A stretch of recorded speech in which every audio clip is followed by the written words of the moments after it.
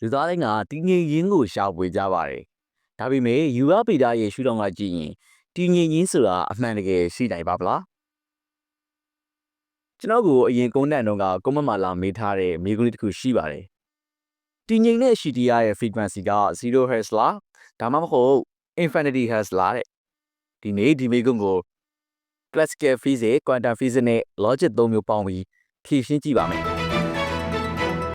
frequency ဆိုတာတုံခါမှုပါ0 Hz ဆိုတာတုံခါမှုလုံးဝမရှိခြင်းကိုဆိုလိုပါတယ်။ Max Planck ရဲ့ညီမျှခြင်း E=AF ရ frequency F က3ညဖြစ်ရင် energy E ကလည်း3ညဖြစ်သွားပါတယ်။ဒါပေမဲ့ quantum physics ကဒီနေရာမှာအရေးကြီးတဲ့အချက်တစ်ခုပြောပါတယ်။လောကမှာလုံးဝအုတ်တုံငြိမ်သက်နေတဲ့အခြေအနေဆိုတာမရှိနိုင်ပါဘူး။ Heisenberg ရဲ့ uncertainty principle လို့ခေါ်တဲ့မတိကျမှုနိယာမအရာအမှုန်တစ်ခုရဲ့တည်နေရာနဲ့မှုမှန်တန်ကိုတပြိုင်နက်တည်းတိတိကျကျသိဖို့မဖြစ်နိုင်ပါဘူး။အဲဒါကြောင့် layer နဲ့ vacuum ထဲမှာတော့အနုစိတ်တုံခါမှုတွေအမြဲရှိနေပြီးဒါကို zero point fluctuation လို့ခေါ်ပါတယ်။အဆိုပါချက်ကပဲတည်ငြိမ်တဲ့အရှိတရားလို့ထင်ရတဲ့အောက်ခြေမှာတော့မမြင်နိုင်တဲ့ frequency စီးဆင်းနေတယ်ဆိုတာပါ။ physics မှာအမြင့်ဆုံး frequency အနေနဲ့ယူဆလို့ရတာက planet frequency ပါ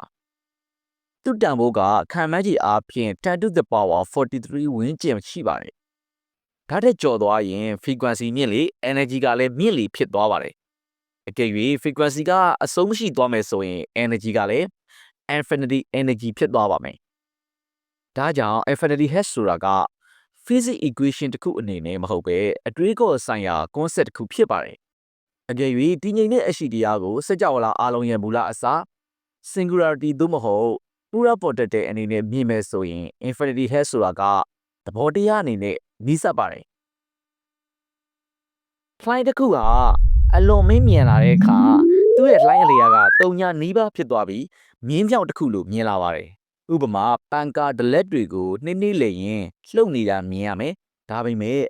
အလွန်မြန်လာရင်ငြိမ်နေတဲ့အဝိုင်းပြားတစ်ခုလိုပဲမြင်ရပါတယ်။အဲ့လိုပဲအစွန်းရောက်မြန်ဆန်မှုကပြင်ပကကြည့်ရင်တည်ငြိမ်မှုလိုဖြစ်လာတတ်ပါတယ်။ဒါကြောင့်အရာအလုံးအဆုံးမရှိမြန်တုံခါနေတဲ့အခြေအနေကို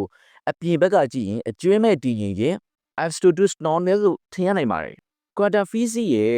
superposition သဘောအရ0နဲ့ infinity ဟာအစွန်းနှစ်ဖက်ဖြစ်ပေမဲ့တည်ငြိမ်ခြင်းဆိုတဲ့အမှတ်မှာတော့တစ်ထပ်တည်းကျနေတတ်ပါတယ်။ဥပမာစဝိုင်းတစ်ခုကိုကြည့်ရင်အစမှတ်0နဲ့အဆုံးမှတ် infinity ကတနေရာထဲမှာစုံနေတယ်လို့ပါပဲ။အရှိတရားဟာဘာမှမရှိခြင်း0လည်းဖြစ်နိုင်တယ်လို့အရာအားလုံးဖြစ်နေခြင်း infinity လည်းဖြစ်နိုင်ပါတယ်။ဒီနေရာမှာကျွန်တော်တို့တွေ့ရတာက quantum paradox ပါ0 Hz ဘာမှမရှိလို့ညင်မယ် infinity Hz အရာအားလုံးအလွန်မြန်လို့ညင်တယ်နှစ်ခုစလုံးဟာငြိမ်သက်ခြင်းဆိုတဲ့အမှတ်မှာစုံနေပါတယ်စဝိုင်းတစ်ခုမှာအစမှတ်နဲ့အဆုံးမှတ်ကတနေရာထဲမှာစုံနေတယ်လို့ပါပဲဒီနေရာမှာ paradox ဆိုတာကိုအနည်းငယ်လေးရှင်းပြပါရစေ paradox ဆိုတာဘာလဲရိုးရိုးလေးပြောရရင်အပေါ်ယံကြည့်ရင်ရှင်းတော့မကြည့်တယ်လို့ဖြစ်နေပေမဲ့တကယ်တမ်းတော့အမှန်တရားဖြစ်နေတဲ့အရာကိုခေါ်တာပါနားလေလွယ်အောင်ဥပမာလေးနဲ့ကြည့်အောင်အပြောင်းလဲဆုံးအရာကမပြောင်းလဲခြင်းပဲလောကမှာအမြဲတမ်းမပြောင်းလဲပဲတည်ရှိနေတဲ့အရာဆိုလို့အရာအားလုံးဟာအမြဲတမ်းပြောင်းလဲနေတယ်ဆိုတဲ့အချက်ပဲရှိပါတယ်ဒါပါတော့ပါပဲနောက်တစ်ခုကရေခဲကအရေပြားကိုလောင်တယ်ရေခဲကအရန်အေးပါတယ်ဒါပေမဲ့ရေခဲကြောင့် dry ice ကိုအကြာကြီးကင်ထားရင်အပူလောင်တယ်လို့မျိုးအရေပြားကိုလောင်သွားတတ်ပါတယ်အေးစိတ်နေတဲ့အရာကပူလောင်မှုကိုပေးတာဒါလည်း paradox တစ်ခုပါပဲအခုကျွန်တော်ပြောနေတဲ့တည်ငြိမ်တဲ့အရှိတရားဟာလည်းဒီလိုပါပဲ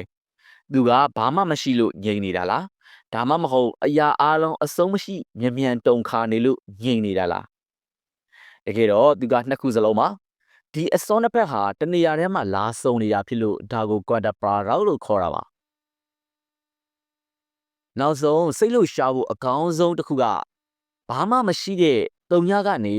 အရာအားလုံးရှိတဲ့စัจ java လာကြီးဘယ်လိုဖြစ်လာတာလဲဆိုတာပါပဲ quantum physics မှာ quantum fluctuation ဆိုတဲ့အယူအဆတစ်ခုရှိပါတယ်လုံးဝဗလာဖြစ်နေတဲ့ဟင်းလိမ့်မြင်0ထဲမှာစွမ်းရည်လှိုင်းလေးတွေကငြိမ်မနေပဲခဏခဏဖြတ်ခနဲတုံခါနေတတ်တာပါ ဒါကိုမြင်တောင်ဥပမာပေးရရင်ငြိမ်သက်နေတဲ့ရေပြင်ခြေကြီးပေါ်မှာလေပြေးတစ်ချက်တိုက်လိုက်တယ်လို့ပြောပေါ့အဲ့တုံခါမှုဒီခိုင်တဲ့စင်လှိုင်းတွေဖြစ်လာတယ်အဲ့လှိုင်းတွေကနေအမှုန်တွေဖြစ်လာတယ်အဲ့အမှုန်တွေကနေတဲ့စင်ကျွန်တော်တို့မြင်နေရတဲ့ဂျယ်တွေဂျိုတွေနဲ့လူသားတွေဖြစ်လာတာမျိုးပါဒါကြောင့် nothingness ဘာမှမဖြစ်နေဘူးဆိုတာ everything အရာအလုံးဖြစ်လာနိုင်တယ် pura protected သိကြမှုအလားလာပါအရှိတရားရဲ့ frequency က0 hertz လား infinity hertz လားဆိုတဲ့မိခွန်းရဲ့အစစ်အမှန်ဖြေကတော့0ဆိုတဲ့ငြိမ်သက်မှုတွေမှာ infinity ဆိုတဲ့အဆုံးမရှိစွမ်းရည်တွေကိန်းအောင်နေတယ်လို့ဖြေရပါလိမ့်မယ်နောက်တစ်ခုကဘယ်ရှုထောင့်ကကြည့်မလဲဆိုတာပေါ့မူတည်ပါတယ် every stance လို့မြင်ရင်0 hertz totality scientist လို့မြင်ရင် infinity hertz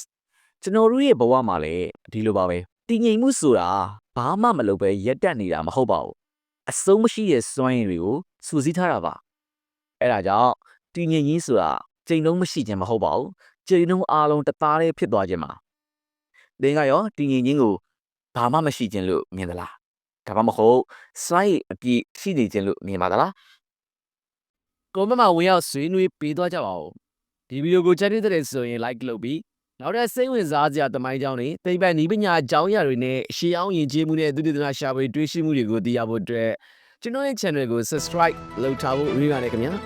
အစိုးရကြည့်ရှုပေးခဲ့တဲ့တယောက်ချင်းစီကိုအထူးကျေးဇူးတင်ပါတယ်နောက်တဲ့ဗီဒီယိုတစ်ခုမှာပြန်တွေ့ပါမယ်ခင်ဗျာ